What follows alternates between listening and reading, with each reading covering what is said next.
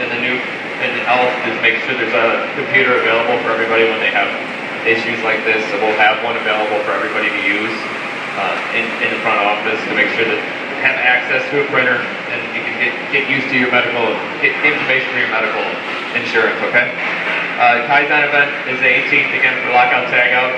We're just waiting to see. I'd like to get one more person signed up for the Silicone Room 5S, and then I'll put a date on that. So we're going to start in the upstairs conference room, and then we'll put a date on that, okay? Alright? Alright, so we were talking about Toyota Motors. Sales department. Sorry. Alright, so Toyota sales lean. Is Toyota Motor sales lean? We are frequently asked as consultants if we have experience deploying lean in a service organization. The conversation usually comes from someone who is assigned to lead the service lean effort and goes something like this. Question. We have done lean in manufacturing over the last 2 years and gotten very good results. Inventory is way down, lead time is down, productivity is up, and quality is up. And now management has asked us to apply the lean methodology in our service organizations like product development, sales, marketing, and information technology. Have you seen any place that has done that well as Toyota already has done? Answer. First, we would have to question your assertion that you have done lean in manufacturing. We believe you have gotten started and begun to understand the tools. Second, you cannot simply take the solutions from manufacturing and copy them in service. Third, there are different service processes with some being very simple and repetitive and others being very complex and unique to specific situations. So the question, right, that is the problem. Manufacturing is easy to understand, and we see that we have done some Kaizen events, and each time we get big improvements that we can measure. It seems harder to do that in a service organization where people cannot see the results. Is there some place we can go visit and get good examples of what lean looks like in a service organization, and try and convince some of our service managers that lean can work for them too? You can probably imagine the rest of the conversation.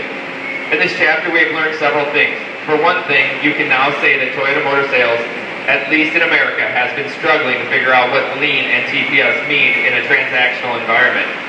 University of Toyota has been teaching and consulting and struggling for years to figure out how they can best help various parts of the organization that face different problems. In some cases, they have concluded that they must go outside the Toyota toolkit to consider other perspectives and methodologies to get more open systems thinking. You can also see that Toyota Motor Sales began with a firm foundation in the Toyota way, respect for people, continuous improvement, and foundational elements like Genchi Kibutsu. There's a high development problem-solving methodology in Toyota that has just gone up a notch from practical problem-solving to Toyota business practices. There's a strong common culture that supports long-term thinking, customer first, and investing in developing people.